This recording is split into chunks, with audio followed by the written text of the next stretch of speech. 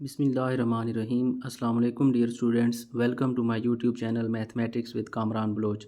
आज हम 11th class की मैथमेटिक्स की एक्सरसाइज 1.1 और इसके क्वेश्चन नंबर 3 से लेकर क्वेश्चन नंबर 5 तक हम सॉल्व करेंगे। ये क्वेश्चन सारे क्वेश्चन नंबर 3 है, prove that z bar is equal to z if and only if z is real.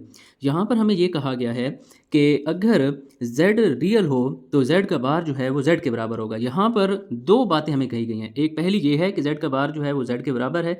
If and only if का मतलब ये है कि आपने इस थ्योरम को दोनों साइड से प्रूव करना है। पहले आपने इस चीज़ को सपोज कर लेना है कि ये बराबर है, ये आपस में z का बार और z इक्वल हैं, और हमने z जो है इज़ रियल, इसको हमने प्रूव करके देना है। फिर हम क्या करेंगे कि इस चीज़ को हम मान लेंगे कि ये z जो है वो रियल है, तो ये वाली चीज़ हम प्रूव करके देंगे। थ्योरम में ये होता है। तो सबसे पहले यहाँ पर z इस्तेमाल हो रहा है, तो हम लेट कर लेते हैं कि यही z जो है ये कोई भी कम्प्लेक्स नंबर है a जमा b अयोटा। अगर z जो है a जमा b अयोटा के बराबर है तो z का बार अब हम ले लेते हैं। उस साइड पर भी हमने बार ले लिया और इधर भी बार ले लेंगे। तो z का बार यानी कि ये कॉन्जुगेट जो है, इससे ये होता है कि अयोटा वाली जो रकम है उसकी अलामत चेंज हो जाती है। यानी कि ये जमा b अयोटा था तो ये माइनस b अयोटा हो जाएगा। ये z का बार हो गया। अब हम फ़र्ज़ कर लेते हैं, सपोज कर लेते हैं कि ये दोनों आपस में बराबर हैं। तो फिर हमें ये चीज़ साबित करनी होगी कि z जो है वो रियल है। रियल का क्या मतलब? अब z हमें दिया गया a जमा b अयोटा। ये जो a है ये रियल नंबर है, ये रियल पार्ट है इसका, और b जो है ये इसका इमेजिनरी पार्ट है। जिसके साथ अयोटा होगा वो इमेजिनरी पार्ट होगा और जिसके साथ अयोटा नहीं होगा वो रियल होगा। यानी कि हमने ये साबित करना है कि z जो है वो रियल आता है, यानी कि z में सिर्फ और सिर्फ a आएगा, अयोटा वाली रकम ख़त्म हो जाएगी। तो ये हम कैसे प्रूव करेंगे? हम इस बात को ना मान लेते हैं। हम सपोज करते हैं कि z का बार जो है वो z के बराबर है। हमने ये बात मान ली। अब हम ऐसा करेंगे, z के बार की भी कीमत लगा लेंगे और z की भी। z के बार की कीमत है a नफ़ी b अयोटा और z की कीमत हमारे पास है a जमा b अयोटा। अब आप ऐसा करें, ये वाली सारी रकमें इस साइड पर ले आएँ।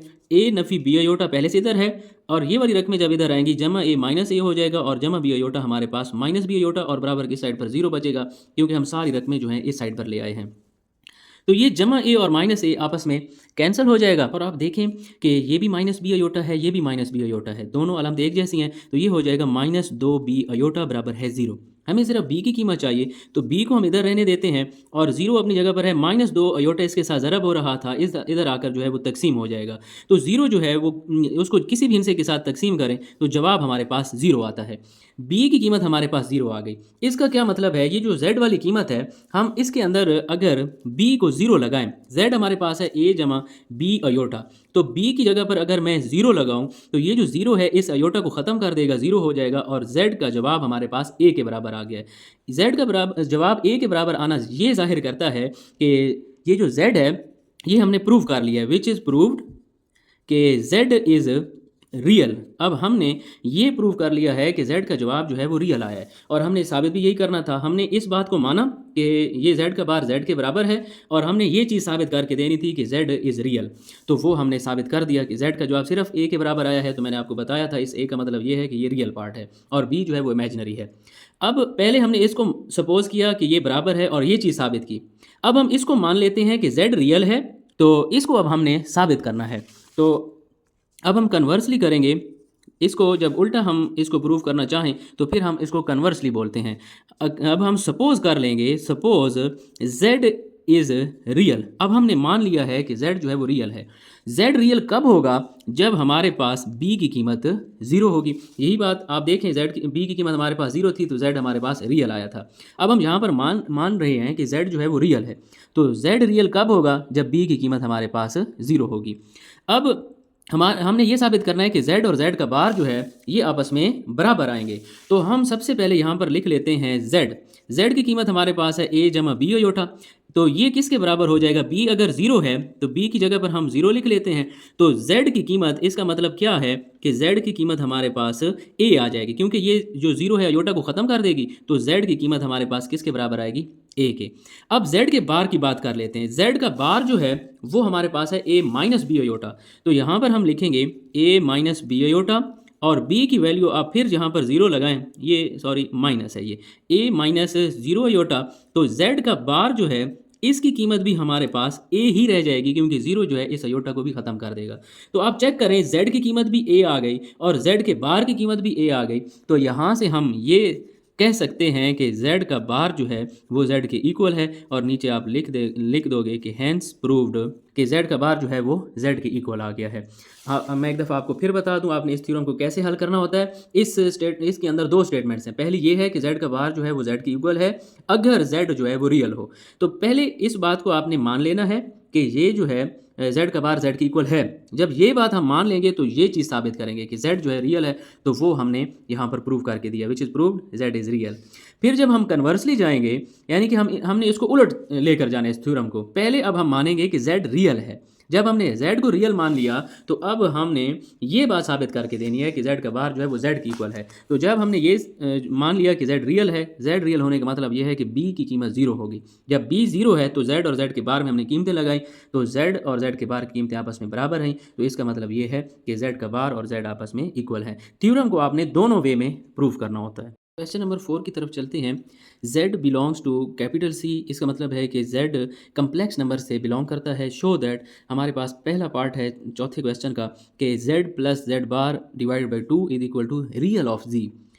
हमें यहाँ पर बता दिया गया है कि z जो है वो कम्प्लेक्स है। तो जब हम इसका सोल्यूशन करने जाएंगे तो सबसे पहले हम लेट कर लेंगे, let z is equal to a plus b iota. अब हमारे पास हमें z भी चाहिए, एक z का बार भी। तो z का बार जो है वो बराबर हो जाएगा a नफी बी अयोटा के। बार में क्या होता है कि अयोटा के साथ वाली अलामत चेंज हो जाती है। इसके अलावा हमें रियल ऑफ z भी चाहिए। रियल ऑफ z का मतलब ये है कि जो हमारे पास ये z वाली कीमत है, z वाली, इसके अंदर रियल पार्ट जो है उसको आपने लिखना है। तो पिछले क्वेश्चन में भी मैंने आपको बताया कि ये जिसके साथ अयोटा नहीं होता वो रियल होती है कीमत। तो यहाँ पर रियल ऑफ z जो है वो a के बराबर है। अब हम इसको प्रूव करने की ट्राई करेंगे। हम लिखेंगे z plus z bar divided by 2 is equal to real of z। तो यहाँ पर अब हम इनकी कीमतें लिखेंगे। जहाँ पर z होगा वहाँ पर उसकी कीमत, जहाँ पर z का बार है वहाँ पर उसकी कीमत। तो यहाँ पर हम लिखेंगे a जमा बी अयोटा, और z के बार की जगह पर हम लिखेंगे a नफ़ी बी अयोटा बटा के नीचे 2 है, और रियल ऑफ z का मतलब हमारे पास है a। Real of real of z जो है वो a के बराबर है। आप देखें, ये जमा बी अयोटा है, ये नफ़ी बी अयोटा आपस में कैंसिल हो जाएगा। ये जो है इसका अददी सर एक है, इसका भी एक है, तो एक और एक 2a हो जाएगा, और बटा के नीचे भी 2 है, और बराबर की साइड भी पर भी a है। तो ये 2 इस 2 के साथ कैंसिल, a जो है वो a के बराबर हो गया। तो हम यहाँ पर लिख देंगे हैंस प्रूव्ड कि ये वाली जो दोनों साइडें हैं ये आपस में बराबर हैं। चौथे क्वेश्चन की दूसरी जूस की तरफ चलते हैं। z नफ़ी z bar divide by 2 iota is equal to imaginary of z। I M से मुराद इमेजनरी। तो यहाँ पर पिछले क्वेश्चन की तरह, पिछले पार्ट की तरह यहाँ पर भी हम सबसे पहले z को जो है वो लेट कर लेंगे कि ये a प्लस बी अयोटा है। तो z का बार जो है वो हो जाएगा a नफ़ी बी अयोटा, और इमेजिनरी ऑफ z से मुराद ये है कि जो अयोटा का कोएफिशिएंट है, अयोटा का कोएफिशिएंट हमारे पास b है, तो यहाँ पर हम इमेजिनरी ऑफ z को b लिखेंगे। अब हम इसको प्रूव करेंगे, z minus z bar divided by 2 iota is equal to imaginary of z। तो जहाँ पर z है वहाँ पर हम z की कीमत लिखेंगे a जमा b iota, minus z bar की जगह पर अब हम इसकी कीमत लिखेंगे a माइनस बी अयोटा, और divided by 2 iota is equal to imaginary of z है, और इमेजिनरी ऑफ z की कीमत हमने कहा है कि ये b के इक्वल है। अब ये ब्रैकेट्स हम ओपन करेंगे, a जमा बी अयोटा, माइनस को अंदर ज़रब करवाएं, माइनस a और minus minus plus b iota divided by 2 iota हो जाएगा, और इज इक्वल टू b हम उसी तरह लिख देंगे। यहाँ पर जमा a जो है वो माइनस a के साथ कैंसिल हो जाएगा। ये भी बी अयोटा है, ये भी बी अयोटा, जब आपस में जमा होंगे तो ये हो जाएगा 2 b iota divided by 2 iota is equal to b। तो यहाँ पर 2 के साथ 2 कैंसिल, अयोटा के साथ अयोटा कैंसिल हो जाएगा, हमारे पास b जो है वो b के बराबर आ जाएगा, और यहाँ पर हम लिख देंगे हैंस प्रूव्ड। चौथे क्वेश्चन के थर्ड पार्ट की तरफ चलते हैं। z मॉड और उसका square is equal to z dot z bar. तो सबसे पहले हम z को जो है वो लेट कर लेंगे, z is equal to a plus b iota. इसके अलावा हमारे पास z का बार भी है तो वो भी यहीं पर मालूम कर लें, वो हो जाएगा a माइनस बी अयोटा। यहाँ पर अब हम ऐसा करते हैं कि लेफ़्ट हैंड साइड लेकर उसको हल करते हैं, उसका जवाब, और फिर राइट हैंड साइड को हल करेंगे। इन दोनों का जवाब आपस में बराबर आना चाहिए। तो हम सबसे पहले लेफ़्ट हैंड साइड लेते हैं, z मॉड और इसका स्क्वायर। z का मॉड जो है ये अब हम कैसे मालूम कर सकते हैं, इसके लिए आप पेज नंबर फोर पर आएँ और यहाँ पर हमें दिया गया है modulus of a complex number, कि किसी भी कम्प्लेक्स नंबर का मॉड जो है वो इस तरह से मालूम किया जा सकता है, x square plus y square under root is called the modulus of the complex number x plus iota y. अगर एक्स और वाई अयोटा में कोई भी कम्प्लेक्स नंबर हो तो उसका हम मॉडुलस जो है इस तरह से ले सकते हैं, और मुख्तसरन इसको मॉड बोलते हैं, x square plus y square under root. X से मुराद रियल पार्ट और वाई से मुराद इमेजिनरी पार्ट। तो यहाँ पर हमने जो है सबसे पहले ऐसा करते हैं कि z का मॉड मालूम कर लेते हैं, और z का मॉड हमारे पास कैसे मालूम होगा, ये रियल पार्ट इसका स्क्वायर और जो इमेजिनरी पार्ट है इसका स्क्वायर ले लेते हैं। लेकिन हमें z का मॉड नहीं चाहिए बल्कि z के मॉड का स्क्वायर चाहिए, तो हम यहाँ पर लिख लेंगे स्क्वेयरिंग ऑन बोथ साइड्स, दोनों साइड पर हम मुरब्बा ले लेंगे, z का मॉड इसके ऊपर भी मुरब्बा और a square plus b square का जज़र और इसके ऊपर भी मुरब्बा ले लेंगे। ये जज़र और मुरब्बा जो है ये आपस में कैंसिल हो जाएंगे, तो z का मॉड जो है इसका मुरब्बा हमारे पास बराबर आएगा a square plus b square. ये अब हमने लेफ्ट हैंड साइड को हल कर लिया। अब हम राइट हैंड साइड लेंगे। राइट हैंड साइड में हमें ये कहा गया है z डॉट z का बार, यानी कि अब हमने z वाली जो हमारे पास कीमत है a जमा b अयोटा इसको, और ये जो z बार वाली हमारे पास कीमत है a माइनस बी अयोटा, इन दोनों को आपस में मल्टीप्लाई करवाना है। तो मल्टीप्लाई कैसे होता है, पहले हिस्से को दूसरी ब्रैकेट के पहले हिस्से के साथ ज़रब करते हैं, फिर इसी पहले हिस्से को दूसरे हिस्से के साथ ज़रब करवाना है। तो a को a के साथ ज़रब करवाएंगे, a की ताकत 2 हो जाएगा। इस a को माइनस बी अयोटा के साथ ज़रब करवाएंगे तो माइनस a b अयोटा हो जाएगा। अब दूसरे हिस्से के साथ इन दोनों को ज़रब करवाना है, पहले इस हिस्से के साथ ज़रब करवाएंगे तो ये हो जाएगा जमा a b अयोटा और जमा माइनस माइनस हो जाएगा। b को b के साथ ज़रब करवाएंगे तो b की ताकत 2 और अयोटा अयोटा के साथ ज़रब होगा तो अयोटा स्क्वायर हो जाएगा। ये a की ताकत 2, उसी तरह ये a b अयोटा जमा का है और ये माइनस का है तो ये दोनों आपस में कैंसिल हो जाएंगे। यहाँ पर माइनस b की ताकत 2 उसी तरह लिखेंगे, और अयोटा स्क्वायर की कीमत जो है वो -1 होती है, ये आपने याद रखनी है। तो यहाँ पर अयोटा स्क्वायर है, इसकी जगह पर हम लिखेंगे -1 और अयोटा स्क्वायर, इन दोनों अलामतों को आप ज़रब करवाएं, माइनस माइनस प्लस हो जाएगा a स्क्वायर। तो z और z के बार को हमने ज़रब किया तो हमारे पास जवाब आया a square plus b square, और लेफ्ट हैंड साइड का भी हमारे पास यही जवाब आया था। तो हम यहाँ पर लिख सकते हैं हेंस प्रूव्ड के left hand side is equal to right hand side, या आप लेफ्ट हैंड साइड और राइट हैंड साइड की जगह पर ये भी लिख सकते हैं z का मॉड इसका स्क्वायर बराबर है z डॉट z का बार। क्वेश्चन नंबर 5 की तरफ चलते हैं। If z1 is equal to 2 plus iota, z2 is equal to 3 minus 2 iota, z3 is equal to 1 plus 3 iota, then express z1 bar z3 bar divided by z2 in the form of a plus b iota. ये हमें z1 से लेकर z3 तक values दे दी गई हैं और ये एक एक्सप्रेशन भी दे दिया गया है, और हमें ये कहा गया है कि इसको मुख्तसर करके a प्लस बी अयोटा की फॉर्म में लिखें। ये फॉर्म, इसका मतलब ये है कि हमारे पास एक जो है वो रियल पार्ट होना चाहिए और एक ही हमारे पास इमेजिनरी पार्ट होना चाहिए, यानी कि ये तीन कम्प्लेक्स नंबर्स को इस्तेमाल करते हुए, मुख्तसर करते हुए सिर्फ़ और सिर्फ एक कम्प्लेक्स नंबर में हमने जवाब देना है। तो सबसे पहले हम इस एक्सप्रेशन को देखेंगे तो हमें जो है वो z बार का भी z1 का भी बार चाहिए और z3 का भी। सबसे पहले हम यहाँ पर वैल्यूज़ लिख लेंगे। z1 जो है वो है 2 प्लस अयोटा, z2 हमारे पास है 3 माइनस 2 अयोटा और z3 है 1 प्लस 3 अयोटा। हमें z1 का बार चाहिए तो हम लिख लेंगे z1 का बार जो है वो बराबर हो जाएगा 2 माइनस अयोटा के। इसी तरह हमें z3 का बार चाहिए तो हम z3 का बार लिख लेंगे 1 माइनस 3 अयोटा, और फिर इस एक्सप्रेशन को हम यहाँ पर लिखेंगे now z1 bar z3 bar divided by z2। तो अब हम इनकी वैल्यूज़ जो हैं वो यहाँ पर लगाएंगे। z1 बार जो है ये हमारे पास आया हुआ है ये 2 माइनस अयोटा, तो यहाँ पर z1 बार की जगह पर हम लिखेंगे 2 माइनस अयोटा, और z3 हमारे पास है 1 minus 3 aorta divided by z2 जो हमारे पास है वो है 3 माइनस 2 अयोटा। ये वैल्यूज़ हमने यहाँ पर लिख ली। अब हमारे पास ये दो ब्रैकेट्स हैं और ये दोनों आपस में मल्टीप्लाई हो रही हैं, तो हम इनको मल्टीप्लाई करवा लेते हैं। पहले इनसे को पहले इनसे के साथ 2 1 2 होगा, फिर 2 3 6 और साथ में अयोटा भी है। फिर इस अयोटा के साथ इन दोनों को ज़रब करवाएंगे। माइनस अयोटा को जब 1 के साथ ज़रब करवाएंगे तो माइनस अयोटा, और ये माइनस माइनस प्लस हो जाएगा 3, और अयोटा अयोटा के साथ मल्टीप्लाई होगा तो अयोटा स्क्वायर हो जाएगा डिवाइडेड बाई 3 माइनस 2 अयोटा। अब आप देखें हमारे पास ये भी अयोटा वाली रकम है, ये भी अयोटा वाली रकम है, दोनों की अलामतें जो हैं ये भी एक जैसी हैं, तो इन दोनों को हम आपस में जमा कर देंगे, 6 और 1 7 अयोटा हो जाएगा।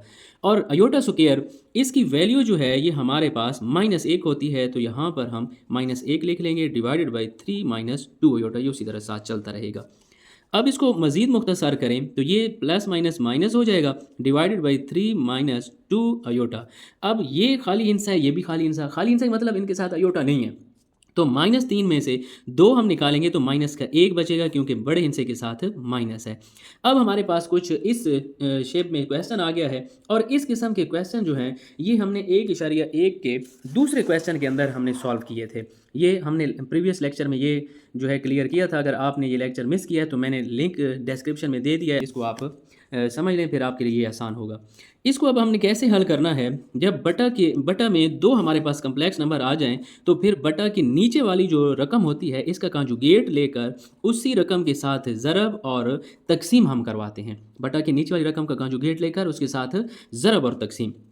तो फिर आगे हम क्या करेंगे, ऊपर वाली रकमें जो हैं ये आपस में ज़रब हो जाएंगी, और बटा की नीचे वाली जो रकमें हैं ये आपस में ज़रब हो जाएंगी, इस तरह से। फिर जैसा कि हमने यहाँ पर ये ऊपर ज़रब किया है इन 2 रकमों को, सेम टू सेम वही उसी तरह हमने इनको भी ज़रब करना है। तो ज़रब करें, नफ़ी 1 को 3 के साथ ज़रब करेंगे तो नफ़ी 3, नफ़ी 1 को 2 अयोटा के साथ ज़रब करेंगे तो -2 अयोटा, क्योंकि प्लस माइनस माइनस होता है। इसी तरह -7 और 3 21 अयोटा हो जाएगा, और प्लस माइनस माइनस 7 को 2 के साथ मल्टीप्लाई कराएं तो 14, और अयोटा अयोटा के साथ ज़रब होगा तो अयोटा स्क्वायर हो जाएगा।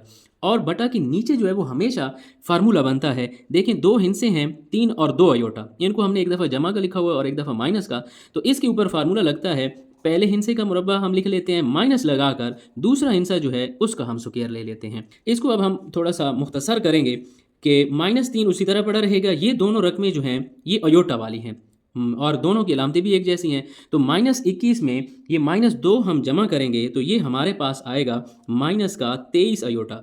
और फिर हमारे पास यहाँ पर अयोटा स्क्वायर आ गया है, तो इसकी जगह पर, अयोटा स्क्वायर की जगह पर हम इसकी कीमत जो है -1 लिख लेंगे।